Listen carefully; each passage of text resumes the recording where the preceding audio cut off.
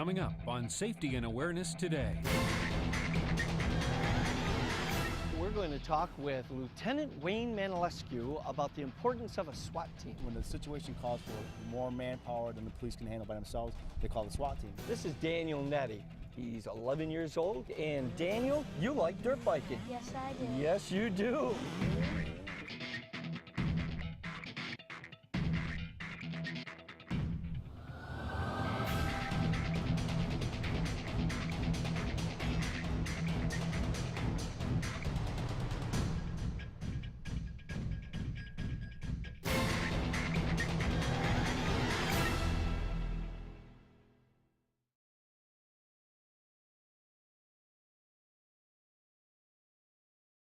Safety and Awareness Today, brought to you in part by Dr. Uniforms, more than just medical.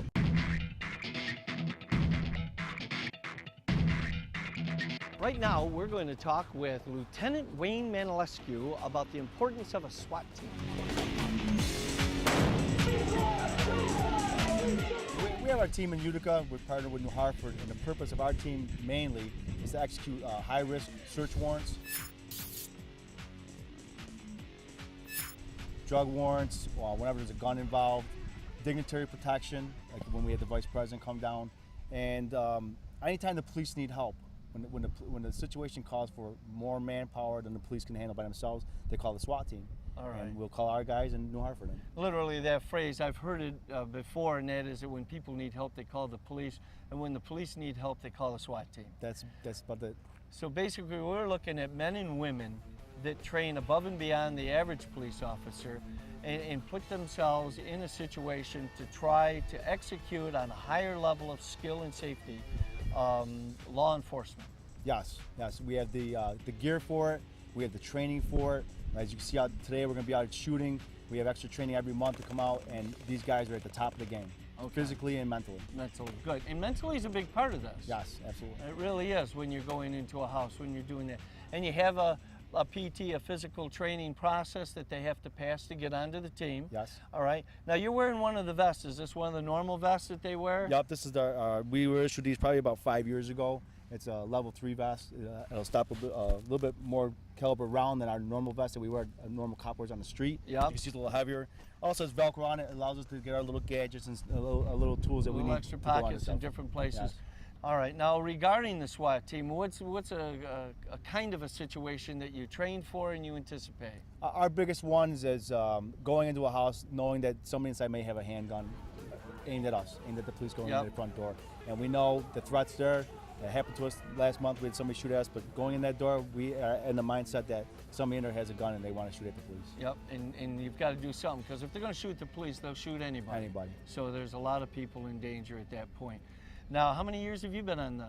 I've been in Utica for 14 years on the job. I've been on the SWAT team for about 7 years. 7 years. Do you like it? I love it. A tight crew? Yeah, very tight. Yeah, very tight. It's really interesting. I got to chat with them for a little while. They seem like a really nice bunch of men and women. Yes.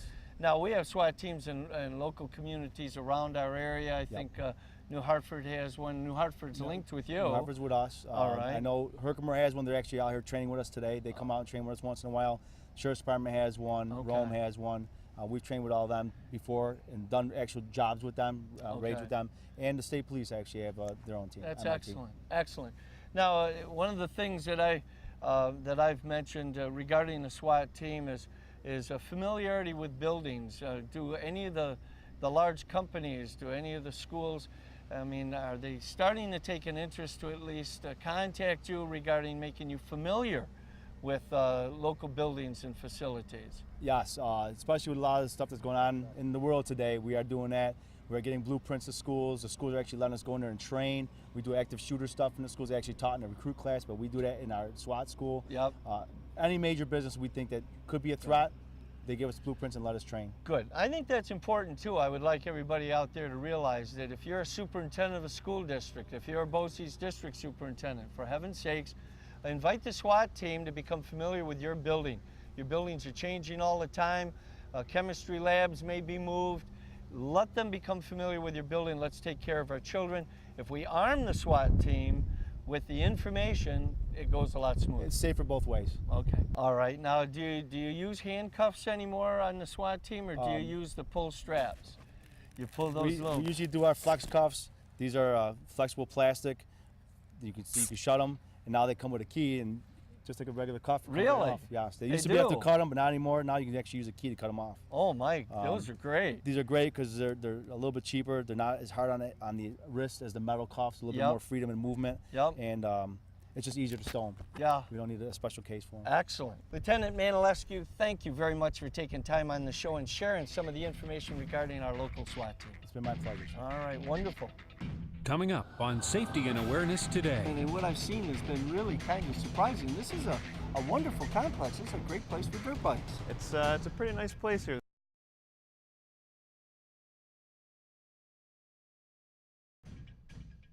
Hi, Cliff Crandall here with Eric Stolick, and I want to bring some information to you. It's a new book written by Eric Stolick, and I co-authored it, and it is Be Safe Physically and Mentally with the Crandall System.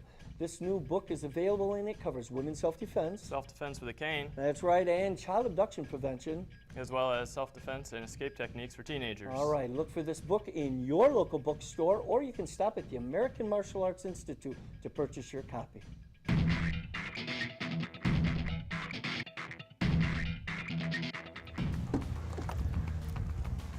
Hi, come on along with me. We're going to talk with Dave Hinman about boat safety.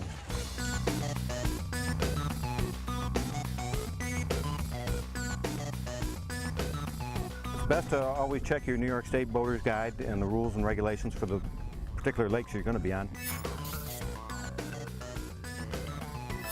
But in general, the general rules are everybody on board, there should be at least one Coast Guard approved PFD for every participant on board. Okay. Kids 12 and unders must have one on all times. Okay. They're inexpensive, and every boat should have quite a few of them. All right, okay? that makes good sense. That's one item. Another one is you should have proper safety equipment, such as distress signals, distress flares, signaling devices such as horns, whistles, and so on that can be heard over a great distance in case there was any trouble. Got a mirror, so you can be able to signal if you had to. Those things make a difference, and it doesn't take very much to be able to make sure your boat's outfitted with Absolutely. that. It's like a medical kit. You have a medical kit, and a medical kit's going to have certain things available to it. Absolutely. And it doesn't take long to make sure the boat has it. All boats should have those. All right, now when we're talking about running a boat, and we have so many people that do boating now, it is such a big activity. Some of the safety factors as far as turning off the engine, I mean, I know some of the serious injuries that have taken place with props. Yeah. So when anybody is around in the water near the boat, you should be turning off the Absolutely. engine. Props should be shut off. You should make sure lines are stowed properly so they don't get caught in the props. Okay. Yeah, it's very important to know where they are, know where swimmers are when they're swimming. Okay. Have the proper gear for them to get in and out of the water. All right. And those are all very important considerations. And we know that alcohol in boating doesn't mix, and that's definitely something that we should be aware of. Now, when we're talking about boating safety, you have to be a certain age, and you have to be able to run a boat. You have to have taken a course. If you're 18 and over, you're allowed to operate a vessel. So anybody under the age of 18 has to take an approved boater safety course. Okay. Usually put on by the Power Squadron or some of the other agencies. Anybody driving a jet ski has to have a license nowadays. Okay. A lot of people don't realize that. They You can't just get on those and take off. No. And from the old days, there were people that abused it. That's what happens. Yeah. We're going to have more and more rules and regulations if people don't use common sense. Absolutely. Now, one of the other things in common sense that sneaks up on people that they aren't always aware of is hypothermia. Uh-huh. And there are some signs. You could have a skier start to have hypothermia. Absolutely. The lips turning blue, they're starting to shiver, they want to go back in the water. Especially in the early season when the water's still really cold and people, you know, it's a nice sunny day, they could fall in cold water, and it doesn't take long before hypothermia to set in. That's right, especially if their head and their neck. Head and neck is a priority area. Head and neck under the water, you will lose heat very fast. So the most important thing, get them out of the water, get them warm. Get them warm. Get them in the warm Get something around their neck that keeps their neck warm, and especially the chest and the side of the chest, the upper body. Those are important factors. Having an anchor, having all the other safety things, and some communication system. We talked about that earlier.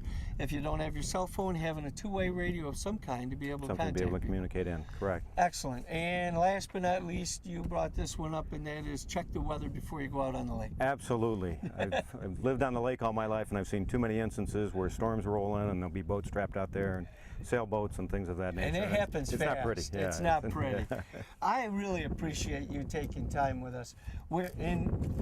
I was looking out there, I saw some swimmers. We've got to be aware of swimmers and other boats. But over here, this over here, what's this over here? That's a dive flag, Cliff, from scuba divers. Oh, there yes, must it be a couple is. down there. The general rule with those is the divers are supposed to stay within 100 feet of that flag. Okay. And boaters are supposed to stay at least 100 feet away from that flag. Away from that flag, Yes, and that's an important flag. I knew what that was, but I knew you knew because you run a Dive Master PADI certified location over in Rome. Yeah. So it's been a pleasure. Thank you for taking time sharing your boats with us today. We've had a ball. Thanks. Have a great day. Thank you. Right, Thanks, Cliff. Coming up on Safety and Awareness Today. And what I've seen has been really kind of surprising. This is a wonderful complex. It's a great place for dirt bikes. It's a pretty nice place here.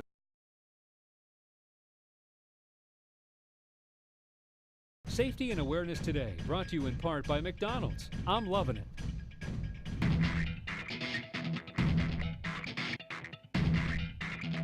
We are right now at Twister Valley Complex, and I have a chance to talk with Jason Fox. It's a pleasure to have you with us today on the show. Excellent. I'm doing excellent, and what I've seen has been really kind of surprising. This is a wonderful complex. This is a great place for dirt bikes. It's a pretty nice place here. There's a lot of different tracks and different terrain for people to ride, and it's slowly getting a little more popular every day. Yeah, literally. And this is just outside of Little Falls. Yep. And they have a beginner's area as well as advanced and all sorts of things. One of the things I wanted to talk about, and I got into this dirt biking to talk to some people about, we have a lot of kids that get into dirt biking. I mean, we're talking really small. How young do they start them now? A lot of kids, you can start racing at 4. Okay. I started riding at 3. And I never started racing until I was 10. All right. You can start as young as you can ride the bike. That's amazing. These are motorized bikes. Yep. All right. Now, one of the other things as far as safety gear, we're looking for kids at the minimal to have what? Bare minimum is a helmet, some sort of eye protection, long pants, long shirt, some kind of boots and gloves. Okay. From there, you can go into actual riding gear, pants and jerseys, knee pads, chest gear, chest protector. Yep. All right. We're seeing right by the tower. We're seeing one young fella, Daniel, going over the main bump. They don't have any fear. Not really. The younger they are, the less fear they have. They got a lot less to worry about as far as going to work. They just get up in the morning and keep living. Not worrying about the family, just going for the whole gusto. This is Daniel Nettie. He's 11 years old. He's going into the 6th grade. And Daniel, you like dirt biking. Yes, I do. Yes, you do. I like that. What's probably the most exciting part about dirt biking you like, though? Just having fun and doing all the jumps. You like the jumps? Yeah. Getting in the air. All right. Do you have a lot of friends that dirt bike with you? Yeah. That's great. Now, do you do well in school? Yeah. You do your homework before you go out and practice? Yep. That's important. That's wonderful. You wear all the protective gear. Look at the way you take those turns and the way you do those jumps. That's really outstanding. Good luck, all right, in all of your riding. You're welcome.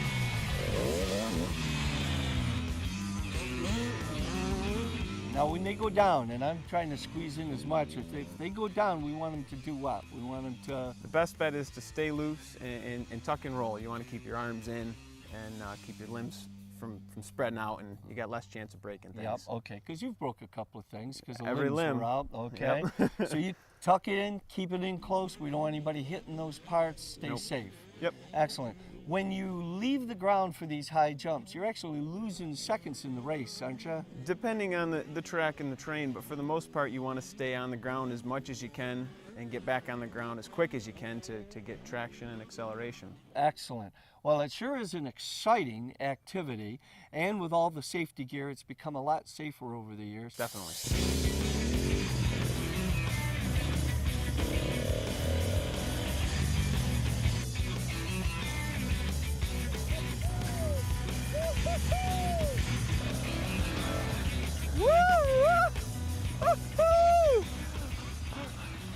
Oh! All right! Now there's the way to spend a quiet Sunday afternoon. Thanks to Jason, I know what dirt biking is like. I hope you got a feel for it, because I did. And it is a rush, especially when you get air.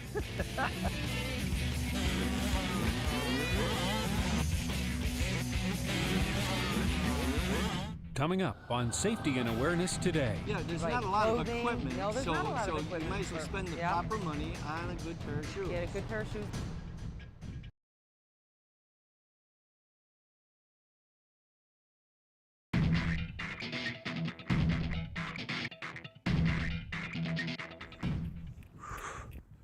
Whoa, we're here at the Don Edict Field at the New Hartford High School. We're going to talk to Linda Turner about some things you should be aware of regarding running. Well, the first thing that anybody who's going to take up a new sport wants to do is check with their doctor. Okay. The second thing would be to, proper running or proper stretching, and you want to have the right shoes. Yeah, there's right not a lot clothing. of equipment, No, there's not a lot of equipment. So you might as well spend the proper money on a good pair of shoes. Get a good pair of shoes that are I'm ready. specifically for your feet. I'm dressed. These are good. That's good. Okay. Lots of different kinds of shoes out there on the market for the different types of feet and running styles. Okay. And you want to have a good warm-up and stretch. All right. Want to make sure that you're hydrated. All right, and some of the basics, yeah. And don't jump into a 5-mile run. You just need if to you're work up gradually. Right. Even if you're a good runner and you've taken the winter off, should you start a little want to start slow? out gradually. Our program starts in January for training for the Boilermaker, and we do 15 minutes on the track, but only 1 minute of it is running. That's okay. And by July, they're ready to run the 9.3 miles. And then they're ready to go. Now, right. Linda, who's with us here? Mike? This is Mike Breich, and he is the cross-country coach for Utica College. He's also a teacher here in New Hartford, and he's done quite a bit of running and is a sports trainer. So. All right. I think the biggest thing you see with running injuries that you see is overuse injuries. People not doing the right things biomechanically, which can start with a ill-fitted foot, or not wearing the proper footwear, which Linda talked about. A lot of people have a pronated foot, which means their feet turn in. If you were to watch yourself in a camera, you'd see your foot come down and actually land on the outside of your foot. You roll on the inside of your foot, and you stay on the inside of your foot, and your big toe is the last one that goes off the ground. So that's where you see the proper running mechanics. And then from there, you look at the rest of the kinetic chain, which would be your knees. Your arms should stay nice and relaxed. Head should be looking straight ahead. Those are your proper mechanics. And anytime you see people running and they're crossing their chest like this, or their heads moving side to side, that's all wasted energy. So you want to keep your shoulders loose, hands nice and relaxed, keep looking straight ahead, and you're good to go. The bottom line is, if you're going to keep running and running right straight into the fall, keep those things in mind. And also, as far as fall running, Linda, what else should we look out for? You mentioned lighting earlier. Oh yeah, there's lots of people that go out there and when it starts to get dark earlier, and they don't have the proper equipment on. You can't see. The drivers can't see you, and or they're two abreast in the road. They need to go single file. It just as a driver, think of what you would want. Yeah, it's and a courtesy. Follow the same thing. Yeah, exactly. Plus the fact they don't want to get hit, and if they do get hit, the driver may be blamed, but that doesn't make it any easier to lay in the hospital. No, and they got some really nice lights out there now that you can see from quite a distance that are flashing lights. Any of the stores have them. Excellent. You don't have a lot of equipment in running, so invest that money in a good pair of shoes. It'll make a difference for your back, for your knees, for your ankles, and for your run. That's all on running. We're moving on to another segment right now.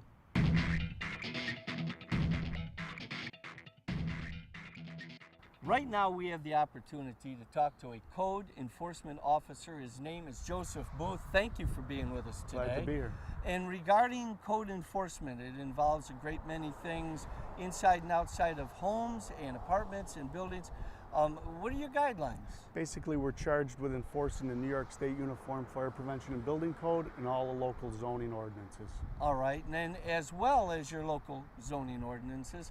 Now, in that, a great deal of the handicap restrictions are involved. Oh, sure. All right, and accessibility. Sure. And that involves plumbing, you said earlier? Plumbing, mechanical, sprinkler systems. Everything. Construction, concrete. And it gets bigger every year. It gets bigger every year. One of the things that you and I were talking about that I noticed, and you've got a word for it, is pool safety. The fact that pools during the summertime, and in many parts of our country, they have them year-round. What do they got to be aware of? Well, the key word is safe, Cliff. Swimming, alarms, fences, and electricity. It's now a requirement to have alarms in any pool that holds more than 24 inches of water. Right. Fencing is always a requirement unless your local codes officer deems it not a requirement. And electricity. Electricity and water do not mix. Have your installation installed by a competent person and inspected by an independent electrical inspection agency. Okay. And if the pool is 24 inches deep, from there on, you need to contact the codes officer. Definitely. Keep that in mind if you're buying one of those small pools for your home.